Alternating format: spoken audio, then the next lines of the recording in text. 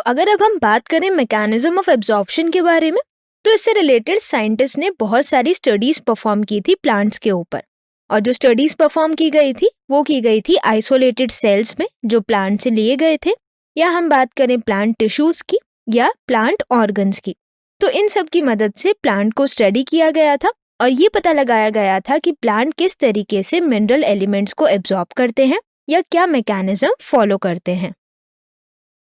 और इससे फाइनली उन्होंने ये डिसाइड किया कि जो मैकेनिज्म है एब्जॉर्प्शन का एलिमेंट्स के लिए, वो दो फेजेस में हम डिवाइड कर सकते हैं। जो सबसे पहला फेज है उसे हम बोलते हैं फर्स्ट फेज ऑफ एब्जॉर्प्शन, और जो दूसरा फेज है उसे हम बोलते हैं सेकेंड फेज ऑफ एब्जॉर्प्शन। जो फर्स्ट फेज होता है वो पैसिव प्रोसेस होता है और जो सेकेंड फेज होता है वो एक एक्टिव प्रोसेस होता है। तो क्लास चलते हैं और इन दोनों फेजेस को अच्छे से डिटेल में स्टडी करते हैं। तो हमारा सबसे पहला सब टॉपिक है first phase of absorption. First phase of absorption की अगर हम बात करें तो जैसा कि आप सभी लोग जानते हैं कि जो प्लांट की रूट्स होती हैं वो वाटर और मिनरल्स को एब्जॉर्ब करने में मदद करती है। अगर इसके इंटरनल स्ट्रक्चर को हम देखें, जैसा कि आप पहले सीख के आए हैं, वो कुछ इस तरीके से हमें नजर आता है, जिसमें जो सॉइल पार्टिकल्स होते हैं उसके आसपास सराउंडेड जो वाटर और मिनरल्स होते हैं उन्हें रूट और रूट हेयर्स एब्जॉर्ब करते हैं और प्लांट के बाकी पार्ट्स तक पहुंचाते हैं। तो अगर हम बात करें फर्स्ट फेज ऑफ एब्जॉर्प्शन की, तो आप यहाँ पर देख पा रहे हैं कि किस तरीके से वाटर मॉलिक्यूल्स के साथ साथ बाकी मिनरल एलिमेंट्स भी ट्रैवल कर रहे हैं एक सेल से दूसरे सेल।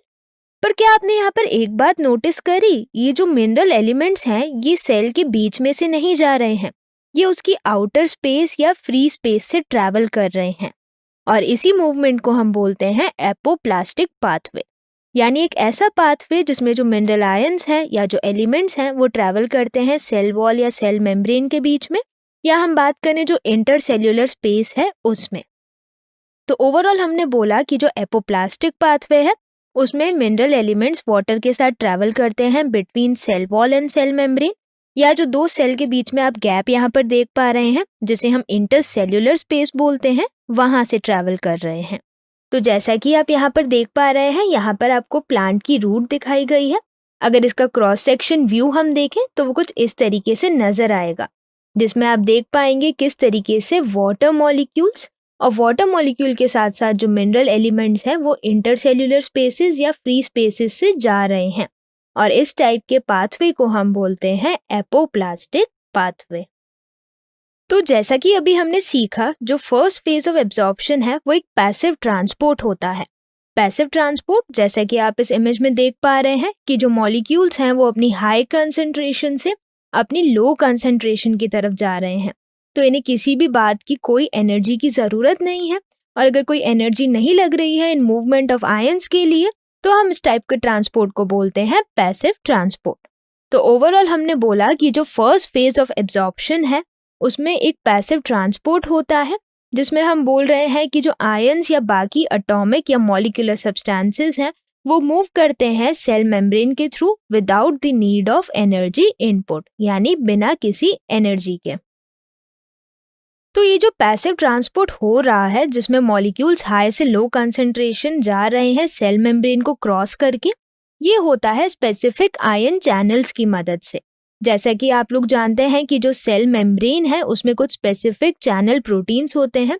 तो ये जो आयन चैनल्स आपको नजर आ रहे हैं सेल मेम्ब्रेन में, ये मदद करते हैं मॉलिक्यूल्स को मूव करने में अपनी हाई कंसंट्रेशन से लो कंसंट्रेशन पर। अगर हम इसे और अच्छे से जाने तो जैसा कि आप यहाँ पर स्ट्रक्चर देख पा रहे हैं, यहाँ पर हमें सेल मेम्ब्रेन नजर आ रही है और इस सेल मेम्ब्रेन में आपको दिखाया गया है एक ट्रांस मेम्ब्रेन प्रोटीन जो कि मेम्ब्रेन की बायलेयर को क्रॉस कर रहा है। तो ये जो ट्रांस मेम्ब्रेन प्रोटीन है ये काम करते हैं एज सेलेक्टिव पोर्स, कुछ स्पेसिफिक ओपनिंग या पोर का काम करते हैं ताकि ये मॉलिक्यूल्स को उनकी हाई कंसंट्रेशन से लो कंसंट्रेशन तक यानी सेल के अंदर तक पहुंचा पाएं।